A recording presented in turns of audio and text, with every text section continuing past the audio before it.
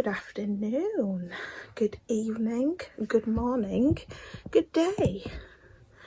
Hi, I'm Jadine, welcome back. If you haven't been here before, subscribe, like, share, etc. I just wanted to talk quickly about Nicole Thea, who is a YouTuber with her partner. She was pregnant. I think she was nearly 9 months. She was 8 months and several weeks, I believe. And unfortunately, she passed away at home. I believe her partner was there, and she had some chest and back pains from what they've posted on Instagram. But you know, the information's still a bit sparse at the moment. I've kind of got a different view of this because I suppose I'm a nurse and I've seen similar kind of situations.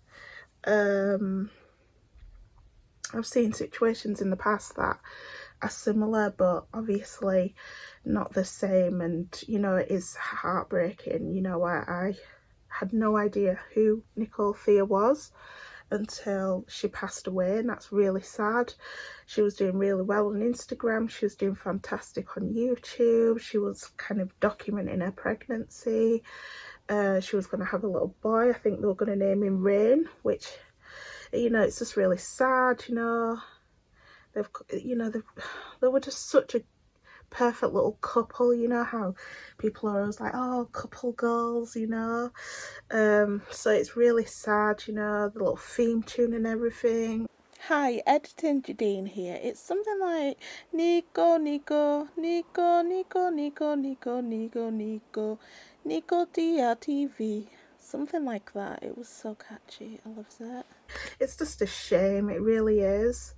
And I think the bigger kind of discussion for me, it kind of made me like, a lot of people are, you know, especially with this day and age, a lot of people from America are kind of talking about and stuff. I watched a lovely tea video and she mentioned Nicole Thea's sad passing. And you know, she was talking about kind of like insurance and, you know, you've got to be your own advocate and blah blah blah. And I just want to give like a UK perspective because you know, I'm a nurse. I'm not a midwife, but I am a nurse. And in my kind of various roles, I've covered, you know, cared for pregnant ladies and people that are postpartum as well, you know, after the delivery and such, seeing the babies and all that type of stuff. And obviously, because of the climate we're in at the moment, the pandemic, even though it has settled down, runners still around. So a lot of services have been restricted. When I worked in a GP surgery, I've just recently changed jobs, and there used to be a midwife there every single week, and you know, it was kind of then a bit patchy, then there'd be someone coming in, and you know, it was the maternity services, you know, I saw pregnant ladies needing like a whooping cough vaccine, for example, and they would kind of say to me, of all different races, and they would just be like, similar experiences, you know, that they don't really feel well looked after.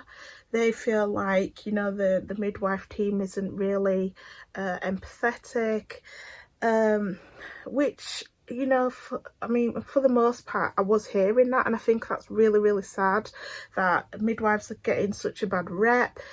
But the reason why I touch on that is because Nicole Thea had a video updating on her kind of pregnancy Q&A, I think it was, and she mentioned that she told the midwife she couldn't breathe, just walking short distances, and we're talking, you know, from the one side of the room to the other, which is, it's quite concerning.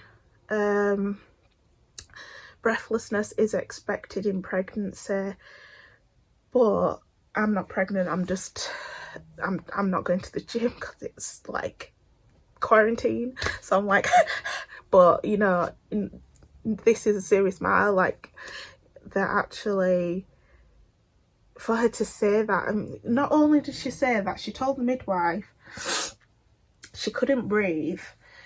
The midwife said to her, well, you're carrying a baby, it's expected, which made her feel brushed off, I believe. Like, that's the impression that she got, like, okay, well, you know, it's normal, I should just kind of keep going. And it's not that normal to be that breathless. And like, I watched a few of the videos during her pregnancy, and I am not trying to diagnose her or anything. However, she did seem to have a lot of kind of upper respiratory kind of hay fever symptoms. She was coughing on and off. She would also, you know, she'd mention her chest, my chest. And she, you know, she said in that same video, when she said she talked to the midwife, I can't even speak, she said that she feels like the baby's killing her. She feels like the baby's eating her. And that's also a symptom that I found that really, really horrifying, to be honest, that she mentioned that in a video a couple of months ago, and now she's dead. I find it really, really disturbing, really sad.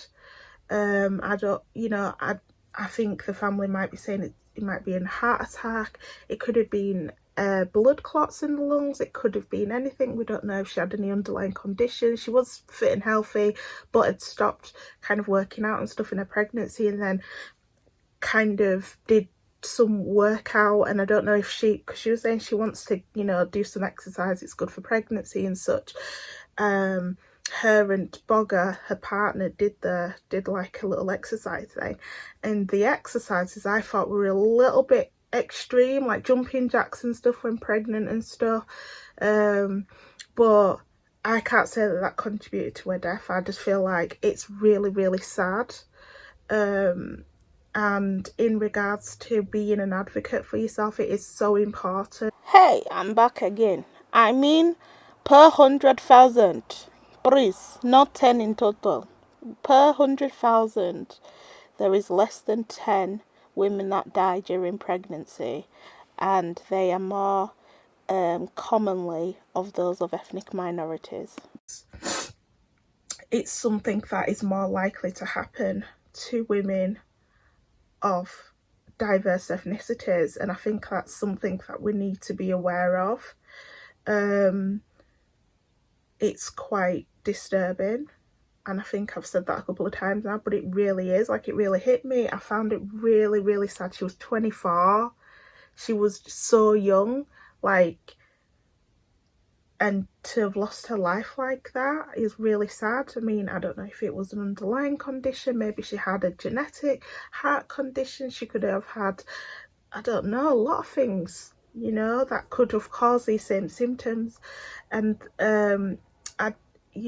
I do believe you do have to be your own advocate. However, when you are a medical person, that's why we're here as nurses, midwives, doctors, etc., is to kind of, you're telling me something that's causing you to be concerned. Let me now make sure that there is nothing to be concerned about, because yeah, there's a risk that you could just get brushed off. I've been brushed off before as a patient going to a GP or to a service, you know. I've had that experience, and it is hard. It's not a nice feeling, that, you know, when you feel like someone just they're not taking you serious, they don't care, you know. And that's very, very unfortunate, you know. But on the other hand, it is something that's so rare. It's just tragic. It's really tragic. But I don't think it's my place to speculate on what happened, because, like I said, it could have been a lot of things, and even if the family don't want to share what happened to her, then that's fine, you know. That's their decision, that's their family member. I'm talking about this because as a nurse, I see it's becoming very popular, and I feel like you need someone it kind of comes from that field, like a medical perspective. So yeah, it's just really sad, and I feel really, really, you know, I send my deepest condolences to I send my deepest condolences to Bogger, to Nicole's family, her mom, her dad, her siblings, because, you know, her friends, everybody. It must be absolutely horrendous. Like, they'd packed for this baby, they had everything like that the baby would need. You know, you're right at that last hurdle, and that must be absolutely devastating. And may her soul and her son's soul rest in peace. That's all I can say. It's just really, really awful, and I feel like as maternity services go, I feel like it's obviously the worst time, because so many things are being shut down. You might not see a midwife, they might just ring you. You know, if you're, you know, you already don't really get much scans, much checkups, especially if you're in a low risk group, you know, in the UK. So I just feel like it could have been contributed to the fact that obviously we're still in the crisis, and that's why these health problems weren't picked up. But she had been saying for a significant amount of time that she was struggling to breathe, that she was, you know, having all these kind of symptoms, and I just feel like it's very, very sad. It's very disturbing. So that's my take on it. Thank you for watching. Hopefully I didn't keep you too long, you know what I'm saying. And feel free to share this along and give me a like and subscribe, of course. Have a good day, have a good week, have a good night, have a good life, and I'll see you next time. Bye bye. Why are you lying for? You know you want to see me again. You know it. You know it. You know it.